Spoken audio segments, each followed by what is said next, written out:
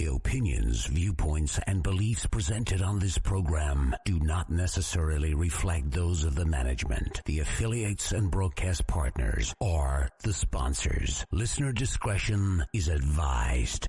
Scarefest Radio, the radio you can see.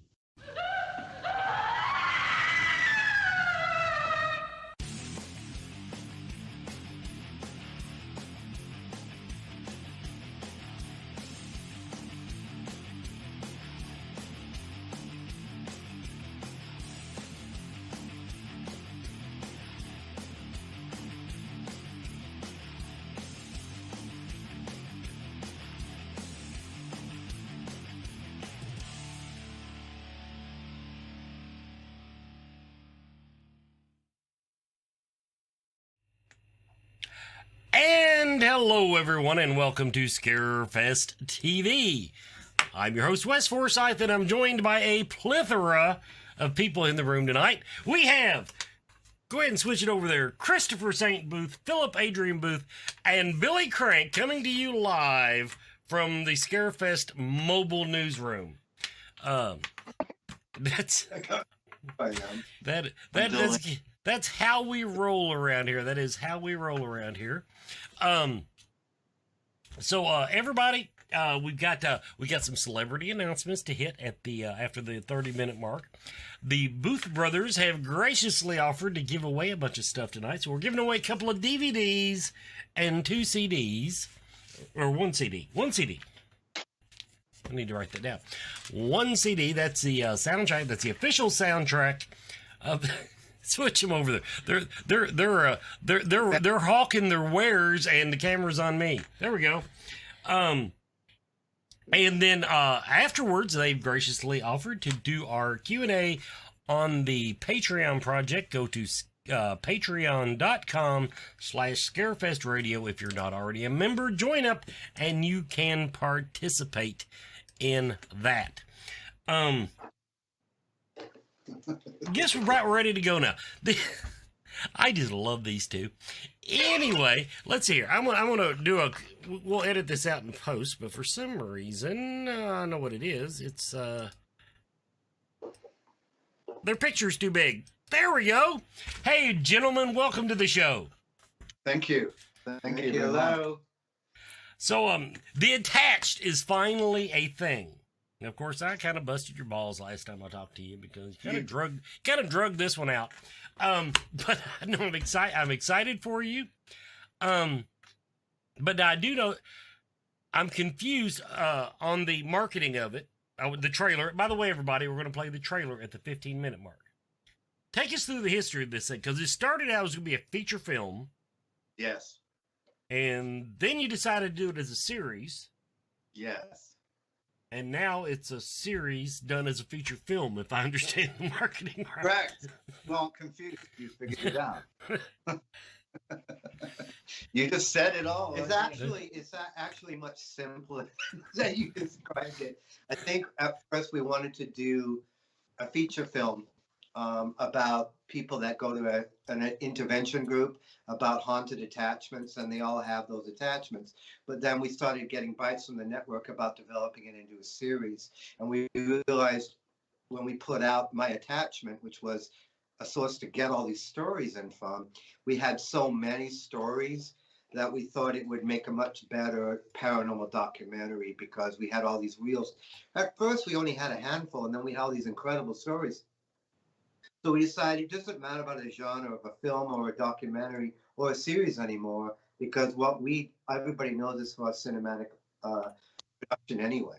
So it really ended up being a paranormal documentary with 7 stories involving into we call it a film because it looks like a film, but they're real stories, interviews with real people. And it's also built so that when the network gets it, they can turn them into episodes. But it's the DVD is like one long feature film of it, but they're actually episodes, like a Black Mirror, but it's like a long thing. It's fabulous. So it turned out really, really great. Mm-hmm. Very intense, very cinematic. In fact, I'm so proud of it because there's nothing like this in this market, period. Well, I will. I watched a bunch of your all stuff. That everything I could damn near find on Amazon Prime this week. Everything you all do is cinematic. The word you used. In other words, you don't half-ass do anything. You can tell everything you all put out. You put all your energy and time into it. So now. This is pretty much hot off the presses, though. Because it's funny, you all sent me the trailer to show tonight, and I'd never seen the trailer. I've seen some of the teasers you'd put out, but then you send me the trailer, and now the trailer's all over Facebook. So, but now this is literally, is this pretty much the launch this week? Because I hadn't seen you offer them for sale. Well, it's a political thing with the networks. I really don't want to release it except for the people that we did kind of like a crowdfunding to finish it. So for that, we released the DVDs to the people that bought it, which helped finish it. We got an outrageous response. It was incredible. And that helped us finish it financially without obviously bringing in other investors. And so we're letting that out as the DVDs, but then it's going to stop because then it's the network, you see. So I'm not really pushing it as a hard release. It's a soft release. Yeah, if we do a massive DVD release or sponsored ad or whatever, that might happen. Yeah, distribution, it could harm the. Well, Spook TV is going to keep the DVD rights. The television rights is going to a network. So that's kind of where that's because Discovery Plus is buying up a lot of content, and we've been in touch with them about this, and that's how we went from film to series back to film. Then we said we should just do what our fans want because we do so well. We have such an engaging relationship. And we have a beautiful fan base. We know almost every one of them too, every name, which is gorgeous. And they were so wonderfully supportive for us when we were having trouble completing it with the COVID stuff going on, and then there was personal problems that were going on in our lives, and they were so supportive of us. Yeah, we actually was like 2 months late delivering this film, but they stuck with us, and we appreciate that. So we gave them extra posters. And how nice of you. One last point on that. Now, I know you'd been working on it for a while. Were you at least lucky enough to have the footage in the can before all this hit? And so you just had to sit at your computers. So you did have at least that part where you didn't have to walk around haunted locations with masks. Yes and no, and I'm actually kind of. The Attached is an incredible show about obviously people that bring things home, whether it's from a haunted place or an antique store, and it's got some kind of energy attached to it that actually changes their life for the better or for the worse. Filming through all the different asylums that we've filmed for the last 4 years, St. Albans, all different incredible sanatoriums. It had an effect on us and some of the people that were involved in it, and people changed and things happened. So piecing it together was kind of tricky because obviously we didn't have this piece to finish this part, and we needed to do this, and maybe we didn't even want to put this part in it anymore for certain reasons.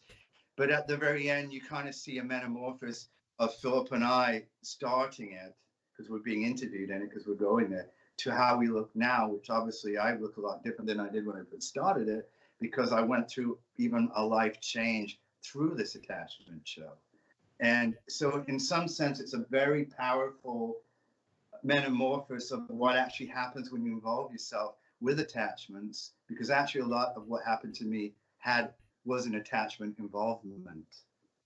So it's very serious issue, but it's a beautiful show. I think what's really a good point too is when we first started this way back a while now, God, we've been doing this since 2004, I guess, when we started doing Death Tunnel, and we never wasn't going to do a documentary, a paranormal thing. And Ray over at Sci-Fi Channel saw us at the Film Mart, and he said, I want to market the Booth Brothers, and I want to make it about filmmakers that go into a haunted place and see the real stuff happen. You know, the real horror happen while they were making a movie. And that kind of funny is how we have returned to this, because it's about the filmmakers that go to create the stuff. And even though we're recreating paranormal stories, and things. Well, actual new things are happening while we're filming that stuff.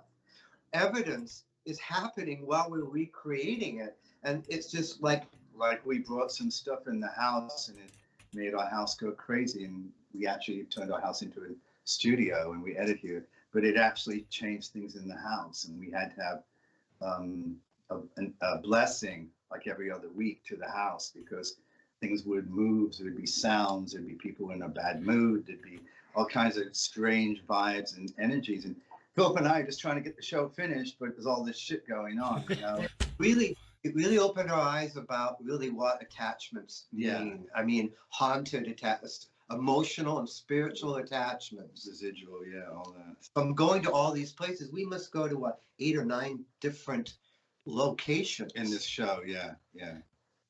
So it's an amazing journey. It's a very personal story, it really is. Yeah, Beautiful. I'm kind of surprised, based on what you just said, that you didn't just pull another death tunnel on us and just make 2 movies out of the one thing. Wes, that's a good point. Well, Wes, we actually did start as a feature film. I mean, actually fictional, based on true events, like a death tunnel. Right. And then we the documentary, but we actually got contracted and we raised the money to make a big horror movie that we actually started it. We're filming it next month, and it's a huge horror film that we're working on. Really excited about. Big budget. It's like a monster film, but the monster's intense. I mean, wow. It's kind of like a Slender Man thing, but it's going to be incredible. I think this is really key. When we do our presentations, we mention this. We give the spirits a voice through our content. We want to tell the stories, and what we end up doing is we don't script the actual recreation. We go and just do investigations, and based on the investigations and the evidence we get, we write the script from that. So it's the script that the spirits write. Yeah. And I think that's so unique. It's inspired by what we find out when, like in St. Albans, there are 15 real isolation cells there. So I went into one, and we experienced quite a bit. Actually, and a month later, I ended up in the hospital for a very death-defying situation that happened to me. But there are things that you pick up in the energy, and then. But I mean, I think in a documentary film, we try not to be biased, and we try to be cool, so we tell the wrong story, the right. So we just tell the story, because evil, I don't think, will attack you if you are on the side of good or bad. You just tell the story, because evil is a narcissist. A narcissist wants to be heard, so they're going to let you tell the story. They're not going to stop you. But you can't be on a judgment side, because then that's when they're going to cause havoc in your life. So that's kind of the approach I take. We take a very unique approach to doing paranormal stuff. What I love about this stuff is, like I said earlier at the beginning, there is nothing like this. There are tons of night vision. Ooh, does the door move? Oh, it's cold in here. Oh, did you hear that? It's almost like one carbon copy after another when you're watching these TV shows. We like to think the stuff that we make is like the Pink Floyd albums or the classic epic double, something like that. You're never going to see something like this in this field. And it's such a tribute to those spirits to have. Because it's an epic journey. Story. It's not like being blown out to sell on the network and like, oh, how they're collector items. They're only one of a kind. You're not going to have, I mean, if we were going to make a TV show and we do the night vision and the head and shoulder recreation and interviews, we're dime a dozen. We really are. But what we bring to the table, and I don't mean to be bragging about it, it's just I feel from a gut level that we put the spirits on such a Spielberg or such epic level that there's nothing like this. And I really think that they know that by our passion when we walk in with this amount of lighting and cameras and 4K and all this stuff, and then the actresses and the wardrobe we go in, and the years of post-production, and even the fact we write the dialogue, so the dialogue is like post, Okay, we're going to take a commercial break. When we come back, we're going to play everybody the trailer. And as soon as we get done with the trailer, Billy, be ready. We're going to toss it over to you. Everybody, you're watching Scarefest TV. Horror. Movies. Fans. For. Life. On Facebook. Find us. For watch parties. For news. For memes. For friends.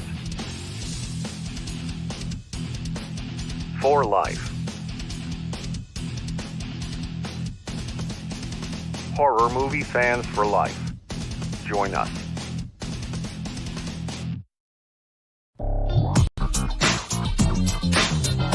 Everyone is talking about CBD oil. Most of us know that CBD is a cannabis compound that has significant medical benefits, but does not make people high. Its benefits include pain relief, anti-seizure properties, anxiety relief, fights cancer, reduces the risk of diabetes, and it is even used as a sleep aid. Blue Leaf Naturals CBD and hemp products are full-spectrum hemp extract oils. They use only hemp grown in Kentucky, supporting Kentucky farmers and businesses and helping you and your family stay healthy and well. Blue Leaf Naturals, created with care from seed to shelf. Visit their website at blueleafnaturals.com. Blue Leaf Naturals, a Kentucky proud company.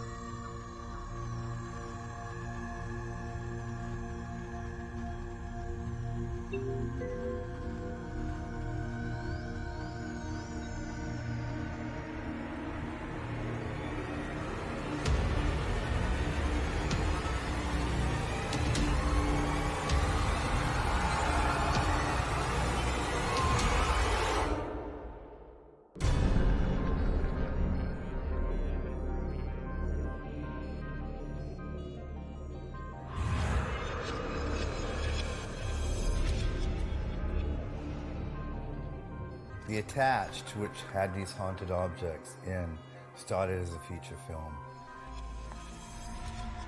But it went so overwhelmingly full of emotion and different. The story behind the story grew so much. Philip and I have always wanted to make a television series. Something like The Twilight Zone of Black Mirror, or even a supernatural, more so stranger things. So we needed something, I would say epic, at least. I mean, just overwhelmingly epic. So we were looking for haunted items or strange and unusual oddities, and suddenly came across something that nobody wanted in their house. Nobody would touch it. They were scared of it.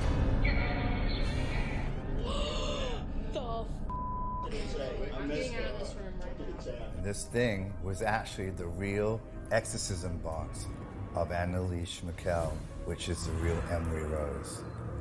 I mean, whether it's the Annalise Michel exorcism box that was in the actual room when she had this intense possession. I mean, if it can talk. And that's what we're going to show you. It's going to tell its story.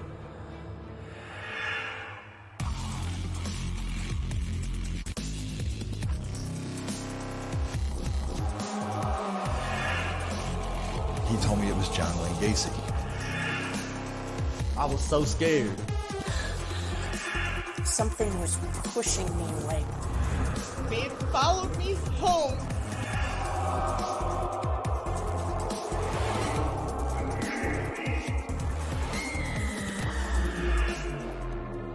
You guys need to be careful what you may bring home.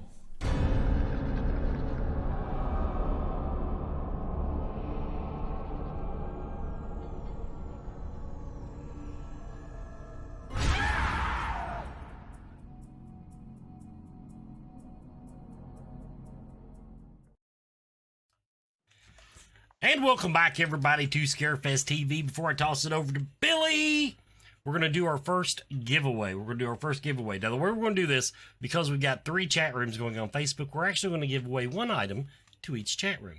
So for those of you, we are monitoring now the Scarefest business page, not the group, not my personal page, the Scarefest business page. The first person who we see with give this answer in that chat room will win a DVD copy of the attached, and it will be signed, autographed by the Booths. What horror television series was created by Ryan Murphy, who incidentally also created the TV series Glee? What horror television series was created by Ryan Murphy? We will be looking in the chat room for the answer. Billy, over to you. Hey, how y'all doing? Thanks for joining us tonight. We always, and everybody at Scarefest always enjoys seeing you and hanging out with you. The first time I seen you guys, I was like, man, those are some cool dudes. And I've never actually introduced myself to you, except for the brief encounter with Christopher when I was outside. I had sunglasses on and it was dark outside, and you walked by me and you said, why the hell do you got sunglasses on at nighttime? If he's in that chat room. I miss that all the time. I usually wear sunglasses. Yeah. Good times, good times. Answer it in the other chat. When was the first time, what year was it when you came to Scarefest? You know, what got you into coming to the convention? Well, that was when Patty was running it, so it would have been.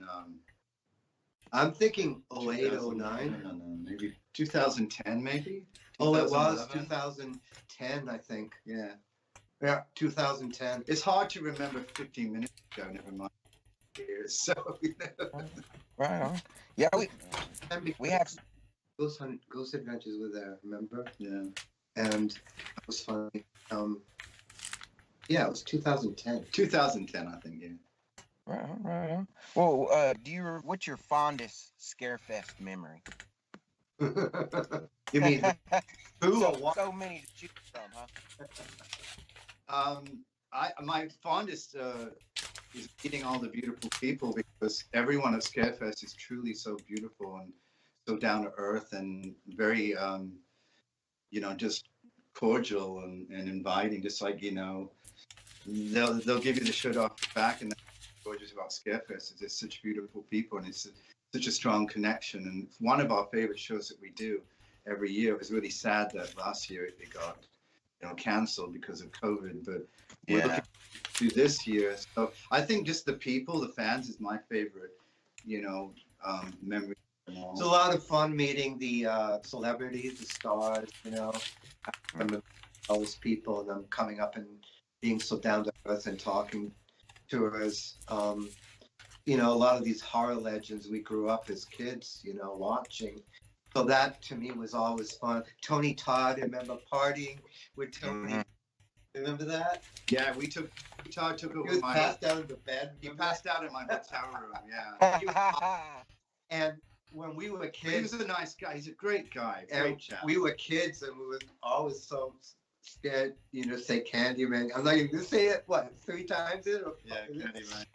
But that was a high to meet those horror legends like that, And Malcolm McDowell, because Clockwork Orange was my favorite movie, and I was so scared to meet him, and I went up to him and I said hello, and we realized we were both from Yorkshire. And once that hit, we were like best buds at that. So it was great memories, pretty good memories. Yeah, it was the Scarefest for us. has always been so kind to us, and everybody always looked forward. All our fans, everybody say, Scarefest, out of all the events, they would go, are you going to Scarefest? Are you going to Scarefest? Yes, we always won. Scarefest was always the big one. There's always the landmark one. Mm-hmm. Yeah, the good times, man. Good times.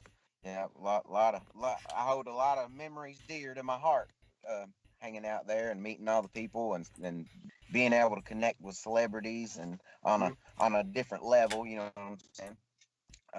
But man, it's exciting that you guys have something going on. You know, it sucks during this time to do anything or to try to accomplish anything. But you guys have this project, and I'm so excited and happy for you. I forgot what I was gonna say. I was leading into something there. Oh my gosh, I just went blank. We do that to people. Drive around the block again, Billy. It might come back to you. Here you go.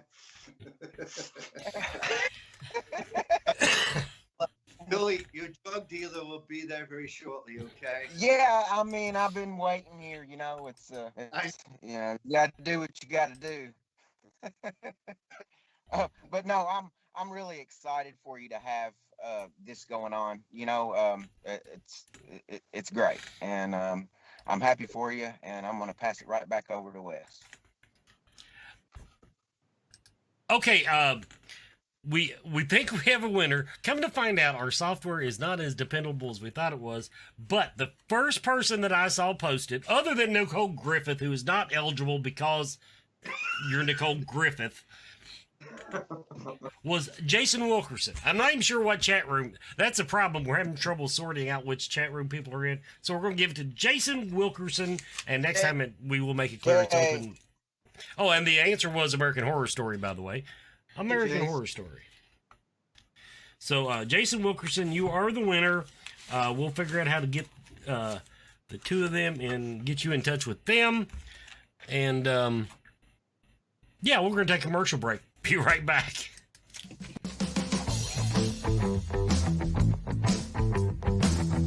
Spirit Mechanics is here to help. Their background includes many different specialties across the metaphysical spectrum, including alchemy, shamanism, Celtic witchcraft, angelic magic, astral travel, and more. With over 30 years combined experience in the group, you can be confident in their ability to help. If there is a question you have that you cannot answer, they will do their best to assist you. Metaphysics can be intimidating, confusing, and unfortunately, abused. Spirit Mechanics takes pride in being selfless in the pursuit of helping others, being humble and honest with their clients about their questions, and lastly, maintaining a professional and personable atmosphere. They want you to feel as you are coming to a close friend, and they will do everything in their power to make you comfortable and safe.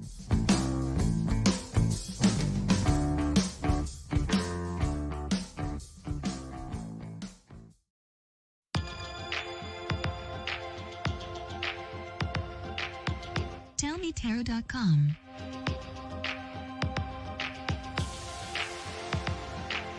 Rare tarot and oracle decks for the discerning enthusiast or collector. Odd decks are not for everyone. If you are a rare deck collector, art collector, or simply fall in love with a deck, then we might be for you. Right now, get 10% off your first order just for subscribing to their newsletter. Shipping is just $5.99 in the United States.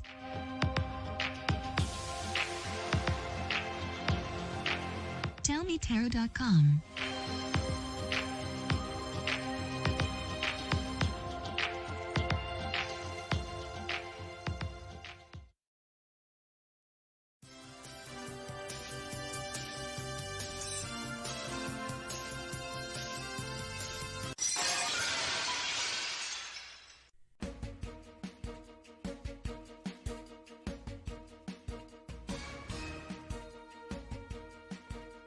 Apparently, one version just was not enough. Saban Films is set to release a remake of the 2003 film Wrong Turn, the story of a group of hikers that stray off of the Appalachian Trail only to run into a group of mountain-dwelling killers out to wreak havoc on them. The latest version stars Matthew Modine and Emma Dumont. Just avoid the banjos, you two. Have you ever wondered if Nicolas Cage ever worries about being assaulted by homicidal animatronic monsters? If you want to know how that would play out, keep your eyes peeled for the movie Willy's Wonderland. Cage plays a temporary night janitor at an old family fun center, forced to fight its murderous robot mascots. Sounds like Chuck E. Cheese nightmare fuel.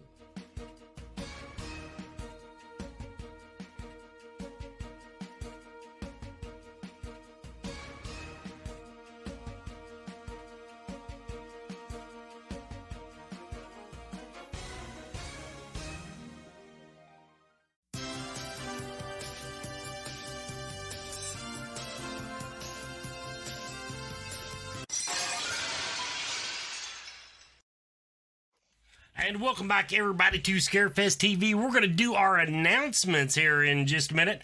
But first, I'm going to ask you the next question. So if you're in a Facebook chat room, I will try to figure out if I got the computer here.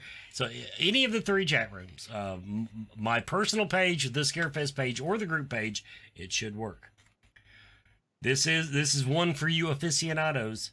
The 1972 version of The Last House on the Left was the directorial debut of what director? The 1972 version of The Last House on the Left was a directorial debut of which director? Now, on to our announcements. And if you hadn't guessed by now, we've got Christopher St. Booth and Philip Adrian Booth coming to Scarefest 13. They're the people we're talking to tonight, if you didn't pick that up by now. Also, we have Mr. Steve Nappy. Mr. Steve Nappy is coming back, our axe-throwing champion from the previous Scarefest. So, great. It came up as Facebook user, so we'll have to figure out who that is. Eric Morrison. Okay, it's Eric Morrison. Eric Morrison, you just won. That's why we didn't want to do it that way, but fortunately, Anita was looking at the chat room. Okay, also tonight, after Scarefest Television, we're going to have an after party with the Booth Brothers. They're going to do a Zoom meeting Q&A for our Patreons, So if you haven't joined yet, Scarefest, patreon.com/ScarefestRadio. Join us and do your pledge, and you can join us in the thing. The details are already posted for the members. And next week, Helen Udy. I might be saying her. I've never had trouble with somebody's first name, but I think she might actually drop the H. So, but anyway, Helen Udy will be on the show next week. Of course, it's just, by the way, while I'm on the topic, I want to give a shout out to Mr. Chris Majors. He has booked my show out for the next, month and a half. So yeah, Chris Majors, here's a shout out to you. I saw you in the chat room tonight. But Helen Udy will be, and she's doing an after party. She also is doing, she's from My Bloody Valentine, doing an after party. Something we added this week, I think it's already been posted, but we're going to mention it on the show. Another official host hotel has come on board, the Hyatt. The Hyatt rooms are now, we've got our booking there. So all you got to do is go to thescarefest.com, click plan your trip. The hotels are right there, and you can go ahead and book your room for Scarefest 2021. And also, we are taking speaker applications. Don't forget, we are taking speaker applications. That application is under the link on the website, thescarefest.com, that says become a speaker.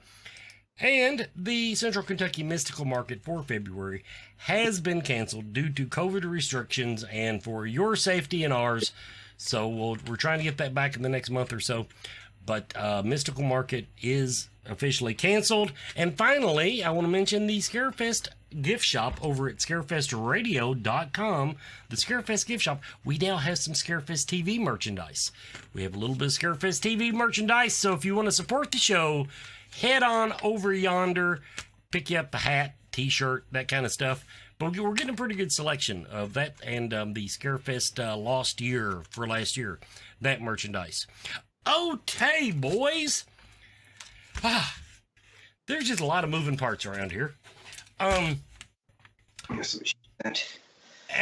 I mentioned, I watched a bunch of your all's stuff because I'd seen Dead Still and Death Tunnel, but I hadn't really watched. To be perfectly honest, I had not went back and watched. I think Spooked was the only documentary that I'd actually sat and watched. Then you did the one. It was kind of like I forget what it was called, but it was like the best of. The Unseen. The Unseen. Did everyone Unseen? The Unseen. Yeah, The Unseen. That's it. That was it. Where you took and kind of hit the high spots of several of them. I think the one that was the most touching, I think you meant it to be, but without going overboard, was the one about the Native American reservations. Soul Catcher. Yes. Yeah, Soul Catcher. Of the documentaries you've done, which one hit you hardest emotionally? Because you all put a lot of thought and emotion into these, listening to the stories and everything. Well, Children of the Grave was a powerful one because I had just had my son Gabriel, so I was kind of connected in that father mode. And then when you go to help your child, you do anything to help your children. You'll do anything, you'll do anything. And then, but when you're dealing with ghost children and you can actually capture them crying on camera, how do you comfort them? And it really broke my heart because we caught EVPs of children crying and also some intense EVPs of what they were saying they wanted to get away from. And I know we were back in Los Angeles. We had filmed up in, I think it was Illinois, and when we went back, we heard all these EVPs from this house that we had filmed at, and it was like there was this girl that said, "Mommy, why is Daddy doing this to me?" And there was no children there at all. And I went, "Oh my God, we got to do something." That was The Possessed. Yeah, the movie The Possessed. I have to remind him. Yeah. That was The Possessed. Yeah, it was the movie The Possessed. So we went ahead and went back and tried to help and find out.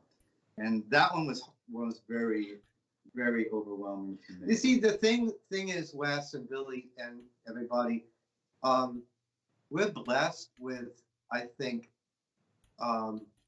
getting evidence. We don't really go in with the mission to get it because we work with a lot of paranormal teams and they bring the evidence to us, and then we get enough of it that it documents a certain situation.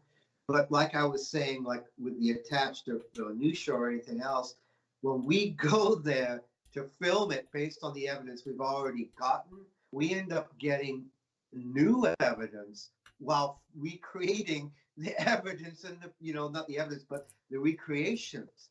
And that's what the cool part is. Like if someone says, okay, a ghost of this person is here and these are the ghost stories. Well, we film it in the exact place where that ghost was supposed to be. Then we film the exact death sequence where the person say they committed suicide or died, where that was supposed to be.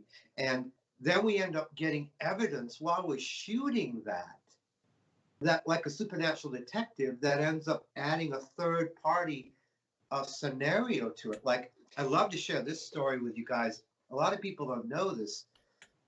When we were filming Death Tunnel, Tori is one of the girls. She was recreating when the nurse jumps off the roof. She's committing suicide. 502 nurse. Because she is supposedly pregnant with tuberculosis and she's unmarried, and at that time it was shameful. And as the story goes, and she jumps off the roof to commit suicide while she's pregnant. Well, we took the actress and put her in that old outfit, and we took a 45-foot scissor lift all the way up to the side of Waverly. So she wouldn't just jump in a green screen and read, but jump actually off the exact spot off the roof onto a 45-foot scissor lift, a 5-foot drop. So you would really look real. And we're filming it, and she steps off, and she's crying. It's really big, epic. She lands on the scissor lift. I go, that's fantastic. You did so good. She goes, no, you don't understand. I said, what? She goes, I didn't jump. I was pushed. Oh, shit. True story. Now, you start realizing, you feel my point. You recreating these things, and the spirits allowing you now to give you a different side of their story. Now we wonder, in the history of Waverly, why did she jump or was she pushed? That's what I love about what we do, because that's what ends up happening, including the Attached or the Exorcist file or the Possessed. When there was a secret door there that they used to have back in those days, where the parents used to go visit the children to see if they were okay. And then we got an EVP that said, Mom, Mommy, why is Daddy doing this to me? And we went, oh my God, that's horrible. Or like, for instance, in The Possessed, where we interviewed 10 children that said they're possessed at the age of 4, or teenagers actually, coming of age. And we asked them what were the similar things they all felt. None of them knew each other at all. None of them ever met each other. So what happened is they told us a story, and then they told us they all did this thing, and they all were cutters, and they all wanted to live in a dark basement and all this stuff.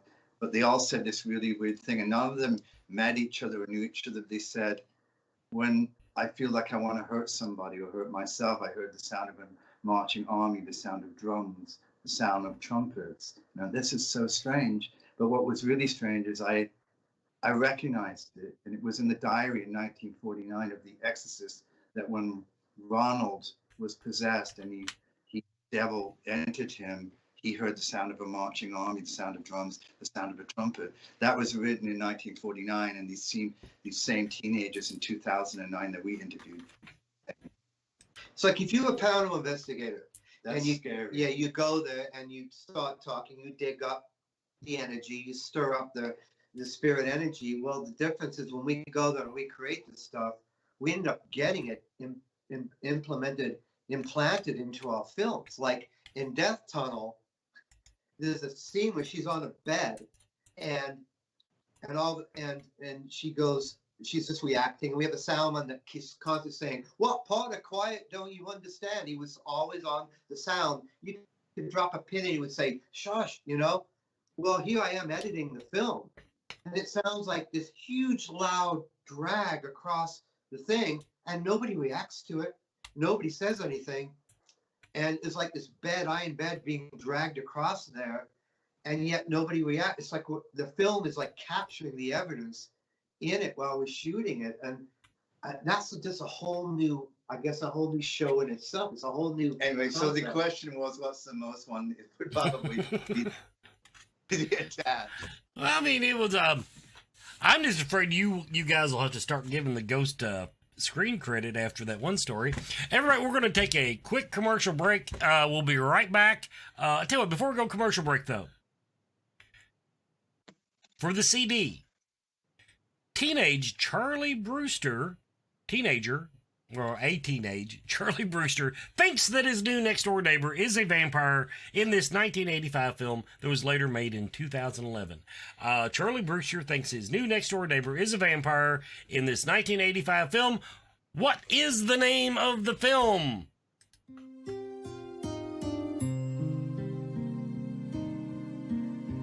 Mama Ruby offers fun vendor-based events that focus primarily on the metaphysical and spiritual aspects of our lives.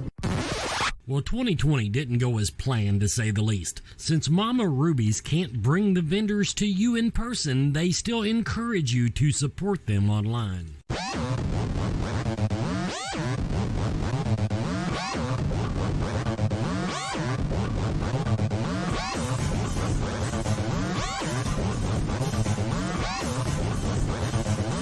For links to these and other outstanding artists, craftspeople, vendors, and psychics, visit mamarubies.com and click shop.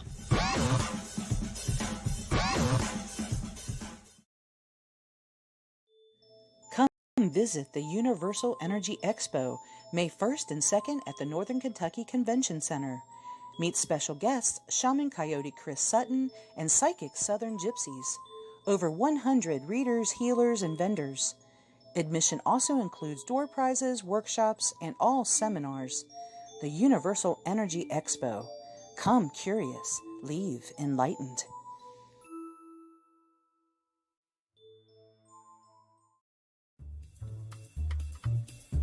Hey, Scarefest fans, this is Joe Lewis of Bonehead Weekly, doing something a little different this week. I want to do a little bit of a retrospective on a filmmaker and a writer and an artist. His name is Clive Barker. Now, people talk about Clive Barker films, but what I want to talk about are the actual Clive Barker films. There's only three: Hellraiser, Nightbreed, and Lord of Illusions. These are the only three films, other than some short films, that he actually directed himself. When you see the name Clive Barker on Clive Barker's Hellraiser 46, it's not a Clive Barker film. They're just using his name to sell this shit. He only directed three movies. It's like Stephen King. There's truly only one Stephen King movie that he directed, and it's Maximum Overdrive. Let that sink in. But I got the chance to meet Clive Barker a few years ago, well before he came to Scarefest. And he's a gentleman. He's hilarious. And I have a great story about what he did to a pinhead bust that if you see me at a convention, I'll be more than happy to tell you if you buy me a drink. So the best one is the first one. This one right here is my one sheet of Hellraiser, signed by a lot of people on there. I'm not going to tell you the plot of Hellraiser, because if you're watching the show, you've probably seen it. I'm assuming. What makes Hellraiser different? Because if you actually watch the movie,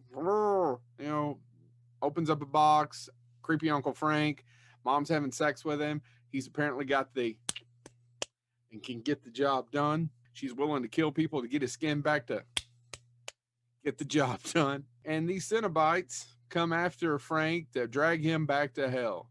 Drag Me to Hell. That's a good title for a movie. That's never been done. That's where we are. And if you start to take it apart a little bit and actually watch the movie, agreed, it's the best Hellraiser movie, and then the second one. And then after that, I'm sorry to anyone who's a huge fan. They're damn near unwatchable.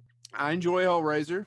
It has a true vision, even though it doesn't make a hell of a lot of sense. But I do enjoy it. And I was waiting back in those early days for him to make his next movie. And he did get the chance, right? He got a chance to make a bigger budget film with monsters living in this place called Midian. They are real and they live underground. And there's a serial killer called Decker, played by the fantastic director David Cronenberg. Gave us The Fly. And it's not a good movie. It's got good scenes. It's got some good makeup in it, but it's not a good movie. Now, he had bitched for years, Clive had, that's not his cut. And it probably isn't. The studio never understood. He had a fight with them all the time. He never got to really make his movie. It's based on his novel Cabal. And they made a Cabal cut a few years ago where they found some missing footage, put it together, but it doesn't fix two problems of the movie for me. Craig Schaefer and Anne Bobby. Oh my God, they're awful. Craig Schaefer's awful. He's just awful. I'm sorry. I know I'm not supposed to crap on actors, but it's just terrible. It's not a good movie. He'd actually go on to star in one of the later Hellraiser sequels. He's miscast. These people are miscast. Finally got to make his movie without a lot of interference 5 years later. Base it once again on one of his stories, and it's called Lord of Illusions. And how many of you out there have seen Lord of Illusions? It's also a mess. It's about a private detective who encounters a magician named Philip Swan, who's an actual magician. He's not just a trickster. He can actually move things. He learned all these illusions from the leader of this cult. He got out of the cult. The cult's out to get him. Private detective, played by Archer himself, Scott Bakula. He ends up basically getting killed during one of his illusions. It's not really true. Comes back. It's a mess of a movie, man. It's just a mess of a movie. And the thing that this reminds me of, and as much as I love Clive Barker, he only made 3 movies. He probably shouldn't direct. He hasn't directed since. He probably will never direct again. It's not for everyone. Now, what I want to tell you and leave you with is this quick story. Hellraiser was basically was based on a novella called The Hellbound Heart. The movie was going to be called The Hellbound Heart. New World Pictures, who made the movie, said, no, we can't call it that. So there was a huge argument. Clive Barker's response was, we're going to call it Sadomasochists from Beyond the Grave. And there's a little old lady, 60-year-old lady on the set, who basically said, I know what you can call it. I don't know, I'm not going to do a British accent. What a woman will do for a good fuck. This has been Joe Lewis of Bonehead Weekly. And there's our F-bomb for the night. The winner was Shasta Myers. You win the CD. We'll get you in touch with the brothers here. The answer, of course, was Fright Night. The answer was Fright Night. And Eric Morrison tried to win again, but we're not going to pull them shenanigans, are we? Billy, over to you. Hey, guys. Who in your life inspired you to go down the path that you're going right now with the entertainment and doing movies and your interests and likes? Is there anybody that has inspired you to be who you are? Well, I mean, I think that Philip and I were both musicians when we first started. Mm-hmm. And, you know, obviously David Bowie was my favorite when I grew up. When I was 14, I shaved my eyebrows off, dyed my hair orange, and I was David Bowie. But after that, we went into a bunch of rock and roll bands that did very, very well, but we ended up in Los Angeles, and I think the money was tight, so we ended up going into the film business. So I think, you know, movies like Ridley Scott, Ridley being some of the... David Lynch was a really big impression for us because of his unsettling feeling he brought to horror. And Ridley Scott was epic storytelling and lighting. Yeah, I mean, Legend. Francis Ford Coppola, Dracula. Yeah, Blade Runner, Gladiator, Alien. Mm-hmm. Well, I mean, we've always done horror, but I mean, we've never done slasher. I don't like, I mean, I don't knock it, but that's not what we do. We do supernatural or thrillers or, you know, more ghost type stories, but I've never been into slasher. And also the key thing is I like to think, and if you watch, we've done a lot of shows now. This will be our 11th, I think, or 12th show. Every one of them has redemption at the end. Every one has where there's something positive or something that turns around at the end. You know, even in Death Tunnel, you know, there's a positive ending to it, or, you know, there's always something. And I like to have that. Because in horror, they don't usually do that, you know, and so that kind of is cool. Right on. All right. Before I pass it back over to Wes, I got one more question for you. What is your biggest fear?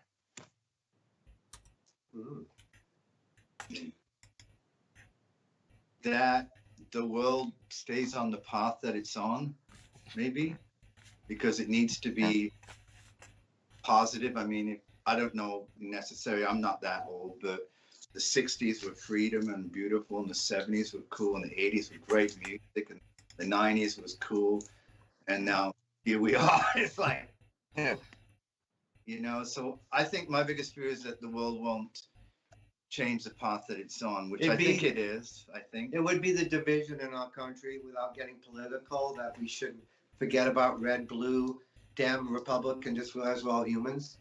Right. Help anybody out. I'll give anybody a hug. I don't give a shit about any of that. That would be the biggest horror story we're dealing with. I gotcha.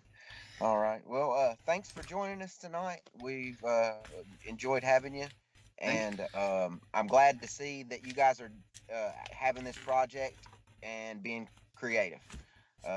Thank you so much. Thank you. Thank you very much. And one final question for me. Are you still keeping all that haunted shit in your basement after you did this movie? Yes, we're keeping all that haunted shit in our basement. No, I'm not. No, I'm not. Yeah. You gave us a speech on how horrible times these people were having. Oh, but it's over there on the kitchen counter right now, and here we are. Okay, everybody. It's been fun. Been a lot of fun talking to the gentleman. We will be back for our subscribers here in about 10-15 minutes once everybody takes a pee break. Everybody, this has been Scarefest Television.